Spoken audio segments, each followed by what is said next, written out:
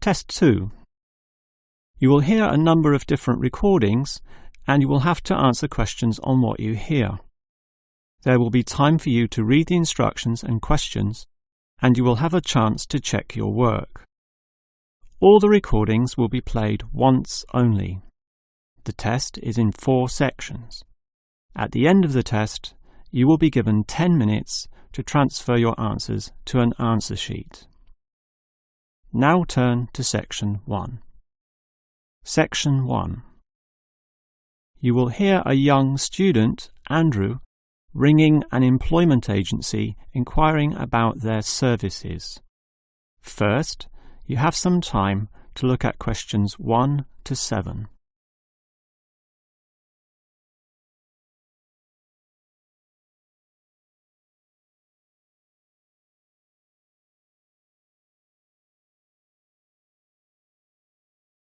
You will see that there is an example that has been done for you. On this occasion only, the conversation relating to this will be played first.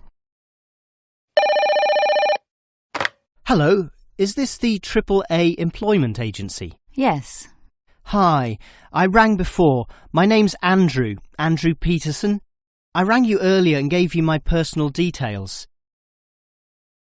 The student's name is Andrew Peterson, so Peterson has been written in the space. Now we shall begin. You should answer the questions as you listen, because you will not hear the recording a second time. Now listen carefully and answer questions 1 to 7. Hello, is this the AAA employment agency? Yes. Hi, I rang before. My name's Andrew Peterson. I rang you earlier and gave you my personal details. If you remember, I'm that student looking for work during the summer holidays. Oh, sure. Actually, I have your file right here. But we still need to add some further information. Yeah, that's what they told me, and that's why I'm ringing. What do you need to know? Well, we have to know your main level of education. It's a degree, I suppose. Yes, but I'm still doing it in engineering. It's quite interesting. Some of my friends are studying computing, though, so I'm interested in that also. Well, I'll just write in your main degree subject, engineering. We usually have a demand in computing, though. Have you worked with computers before? No, I just do some programming for fun at the university, but I almost got a job as a computer designer once. Actually, the only job I've ever had was as a car salesman, believe it or not. Well, at least you've had experience dealing with customers. What about hobbies, though? Sometimes they can help develop useful skills. In my free time I don't do much, mostly study. I play chess occasionally at the university chess club. That's right next to the tennis courts, but I'm not interested in that. Chess helps develop analytical skills, so I'll put that down. Of course, it's your main skills that employers want to know about. What would you say they are? Well, I'm in my 3rd year now, studying electrical machines and generating systems, but I'd say electronics is my best skill, much better than, say, my machine skills, which aren't so good, actually. OK. Machine skills are in demand, but so too are electronic ones, so we might be able to find you a part-time job in that field. But what sort of money do you expect to get? Oh, anything, really. I'd want the standard payment, let's say. What's normal? 1,000 a month? 1,500? I'll just put $1,200, OK? That's fine by me. When can you start? Say, within 2 days? Easily. Actually, less. In fact, just give me a ring and I'll be able to start immediately. Although I admit it'll take me a few days to get used to getting up early in the morning. OK, that's just about it. Unless you'd like to add anything else which may help with your application? Not really. I ride a motorbike, but that's unimportant. I'm friendly, but every applicant claims that, right? I can speak another language. Ah, that might be useful, depending on the language. Is it Chinese? A Chinese speaker would go down well. Spanish, I'm afraid. You see, I grew up with some friends who came from South America. OK, I'll write that down, but I don't think it will help that much, sorry to say. Before you hear the rest of the conversation, you have some time to look at questions 8 to 10.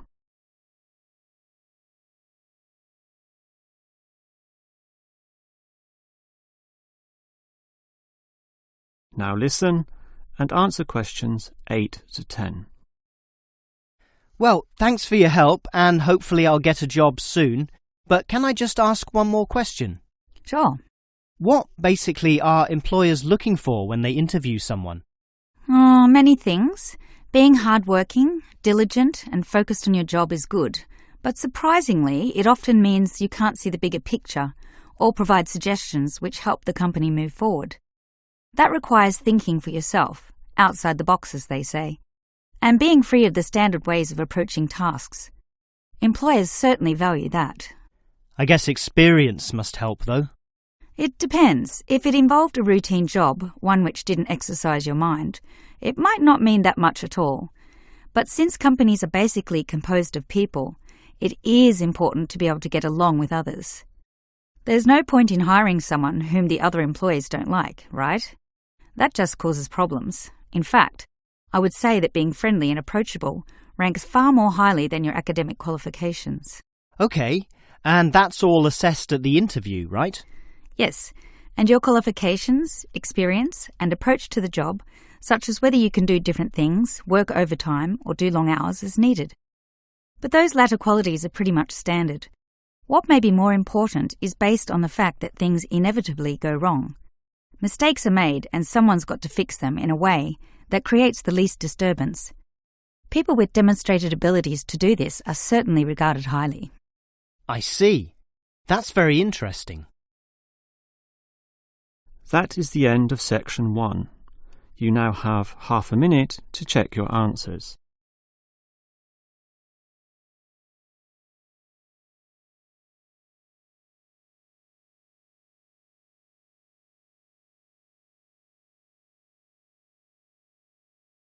Now turn to section 2. Section 2.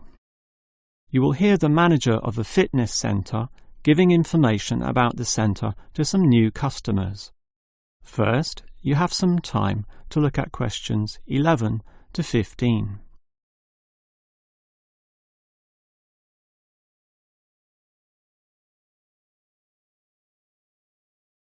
Now listen carefully and answer questions 11 to 15. Hello everyone, and welcome to the Fit for Life Health Centre, a place which, as the name suggests, is not just for short-term solutions, but rather intends to put you on a sensible and achievable footing for the rest of your life. And that's how we're different. For example, we could immediately put you on a harsh exercise program, expecting you to work out every day, but such a plan would see you quickly lose interest. That's why the initial step is a 1.5-hour consultation in which your lifestyle, current situation, and long-term goals are all thoroughly analysed. Now, an important part of this consultation involves analysing what you eat. There's no point exercising here and losing weight, then putting it all back on later.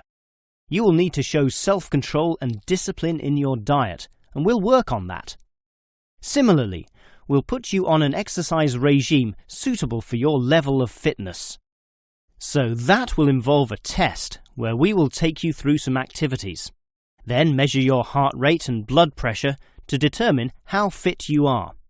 This will be monitored during every subsequent consultation, along with your exercise schedule, and that occurs monthly and not half-yearly, as with many other centres. As to our actual exercise machines and programs, you will have to decide whether it is muscle mass, stamina, or general fitness that you want to develop.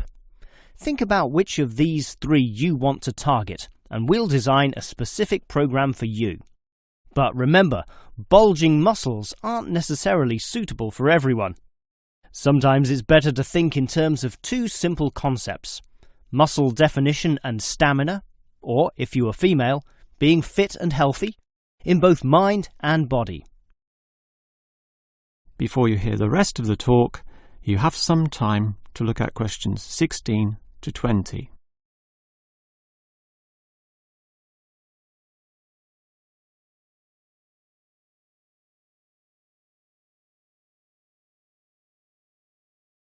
Now listen and answer questions 16 to 20. Now, if you're going to work out at this gym, you'll need to think about your reasons for exercising. So let's consider that in more detail. Muscle mass is certainly popular with the guys, probably seeking to impress the girls. And with muscles comes the confidence to do that, right? Well, for that, you'll need our high-stress weight units, where pumping iron is all the rage. Moving on to other benefits, one of the main ones is beating the tension of life, right? And the longer the exercise is, the greater the rewards in this respect. Thus, playing squash can certainly help, and so can swimming. But what's much better, as every jogger will tell you, is their activity. So we have ample jogging machines and they're always popular. They can provide good fitness too, as can the yoga classes. However, again, let's not forget playing squash, which I would say is the optimum way to improve your general well-being. Such an active, energetic game, plus the competitive element, drives you forward into high levels of health and fitness. These, of course, are the ultimate purposes of being here, but remember, the centre is full of like-minded people, all of whom are interesting to meet and valuable sources of information. The yoga classes have a pre- and post-meeting session, so you'll certainly meet others there, although they'll all be yoga enthusiasts, which limits the range somewhat. But whether doing yoga, swimming or exercising, everyone showers, right? So those facilities are where you'll hear all sorts of interesting conversations and really get to know people. Not like the front desk area, which is mostly empty as patrons go immediately inside to do their exercise. Of course, the front desk can answer all your questions and has information brochures and such like, but for knowing more about a greater variety of subjects and community concerns, look at the notice board in the yoga studio, where there's a huge array of papers, leaflets and articles, all for you to read and consider. That is the end of section 2. You now have half a minute to check your answers.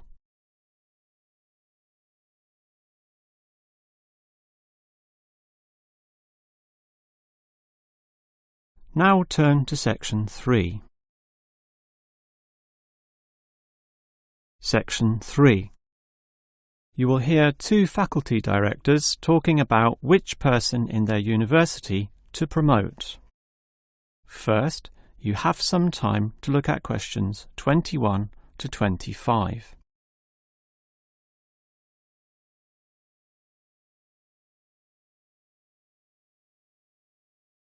Now listen carefully and answer questions 21 to 25. OK, we've got to decide who to promote to leading education officer. Someone from the arts faculty, I suppose. Well, it can be from any faculty, since the position requires more general skills. Handling personnel, settling disputes and motivating them to focus on the task. It was the last position which involved computer knowledge, not this one. Surely computer knowledge would help. So too would knowledge in the arts. Sure, it would help, but the key criterion is being able to direct the staff appropriately. So it doesn't matter then from which faculty we select our candidates? Not really, but I've already looked at those from computing and rejected them all. Why? They're all too new, lacking in sufficient experience, whereas these ones from the business faculty are long-timers, so we'll take someone from there. I suppose you're right. The arts faculty doesn't present much in the way of suitable candidates either. But we'll still have to train the person, teach the ropes, as they say, and he or she will have to expect to do overtime as needed. Of course, it can get so busy that, if we were open on the weekend, they'd have to work then as well. Just as well we're a Monday to Friday university, right? Right. But are you sure these people will actually want the job?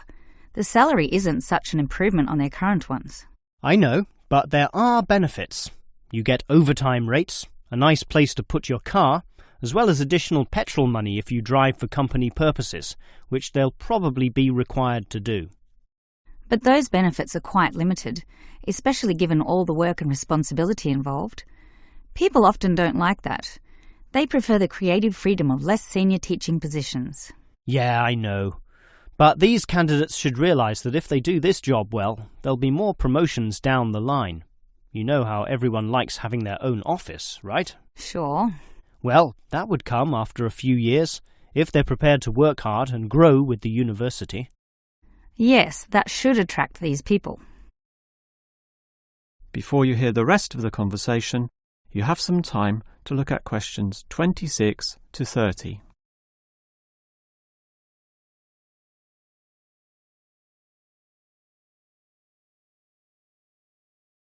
Now listen and answer questions 26 to 30. Well, that's enough talk about the job. What about the actual candidates? How many do we have? I've narrowed it down to 4. Just using their first names, that's Stephen, Abdul, Lek and Oscar. As you said, there's quite a bit of experience between them, about 34 years in all. What's the exact breakdown of figures? Abdul and Stephen both have 7 years. Lek has 1 more, and Oscar is the most experienced at 12. But who's the most qualified? Stephen and Abdul have an MBA. Oh, sorry, Abdul's got something called a MBP, some foreign thing which translates as Master of Business Practice. I'm not sure what that is, but does he do the job well? Very well, apparently. Better than Lek and Oscar, who hold a degree and some certificates respectively. But we have to think about any drawbacks. You know, possible issues with any of them. I asked their respective deans for feedback, and I found out that Stephen, the younger one, drinks a bit. So he has a problem with alcohol? No, he never drinks to excess, but at the bar he's often expressed his intention of moving on, of teaching abroad. He's not stable. Not stable at all, apparently. We'll never know for how long he'll hold the job. We need stable personnel, and people without family problems or sick relatives like the last guy we promoted. What about Abdul, then? Will he do? He might do, except his English language ability is limited. It's functional, but a bit broken, and meaning is sometimes lost. That's not the problem with the next candidate, Lek, who has good language ability, but this job involves handling people, and his dean says Lek's attitude is bad. In what way? His manners are okay, and he's interested in his job, but he believes there should always be adequate leisure in life. He definitely won't work overtime and complains a lot already about his job. But this last candidate, Oscar, is probably not the right one either. Why not? Not another problem with language. His first language isn't English, but he speaks it well enough. He's stable with a good attitude, but his age is the problem. Age is not a problem. That would be ageism, and I don't believe in that. But with his age comes health problems as well, and serious ones at that. Oh, that might be an issue then. That is the end of section 3. You now have half a minute to check your answers.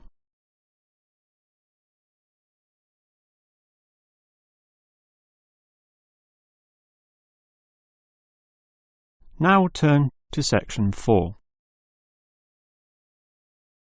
Section 4. You will hear a lecturer talking about caves. First, you have some time to look at questions 31 to 33.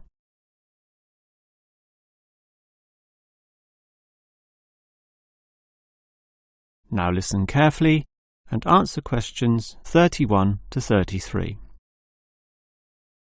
If there is one natural feature which has long fascinated man, it is caves, those natural underground spaces into which people can enter.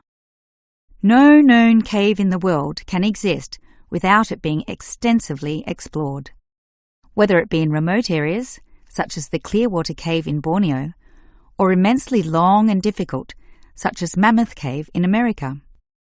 Or perhaps the most challenging, those caves below the water table, full with water, in which case the exploration is known as cave diving. Whatever the case, if the caves are known, as complex and difficult as they usually are, they will be explored. The formal name for the study of caves is speleology, and involves many disciplines such as chemistry, geology, biology, and cartography. or the science of making accurate maps, since the largest caves can be hundreds of kilometres long and highly complicated. If the exploration is just for fun, the activity is known as caving. But with the difficulties and dangers involved, the average caver is often involved with one of these speleological sciences. As for the number of caves in the world, research suggests that only a fraction have been found and documented, mostly in the areas in which caving has long been a popular activity, such as in America, France, or Australia. China, for example, has huge areas of limestone bedrock, prime material for cave formation, and logically must contain among the largest number of caves in the world. Yet only few are documented due to the lack of interest in caving there. Thus, as exploration continues, new caves will be discovered, and it is likely that the numbers could radically change in the future. Before you hear the rest of the lecture, you have some time to look at questions 34 to 40.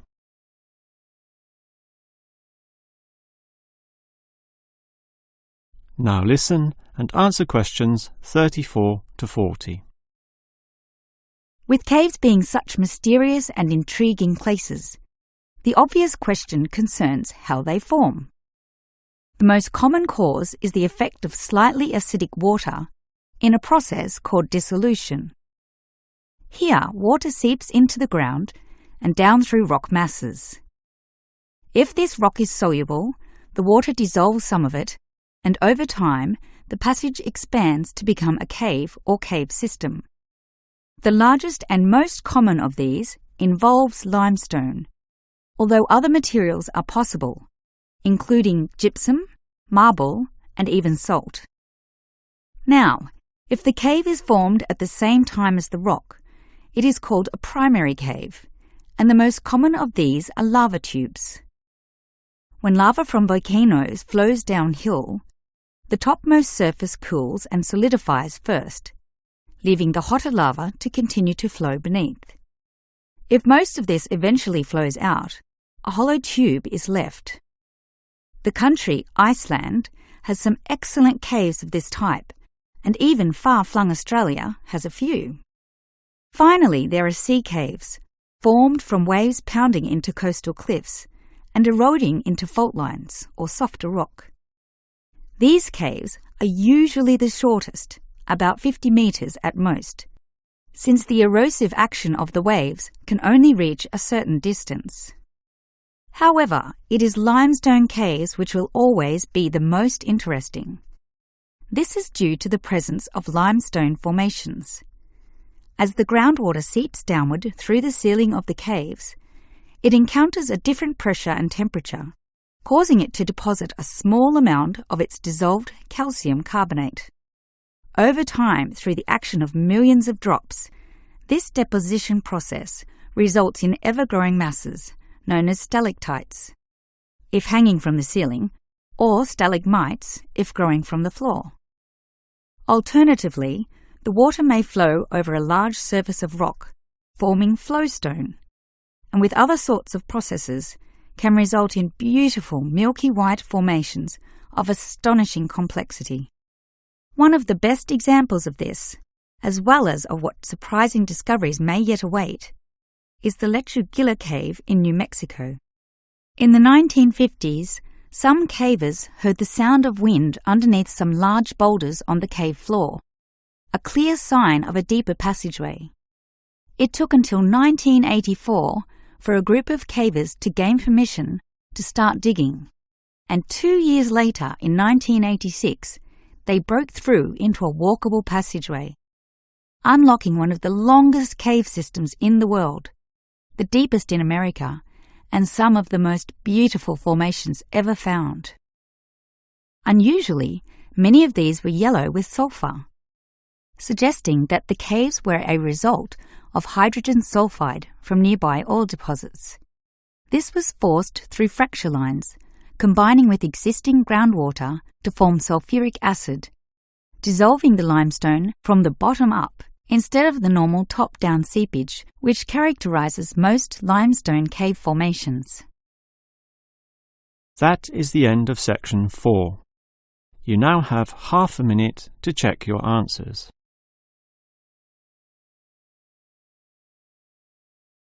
That is the end of the listening test.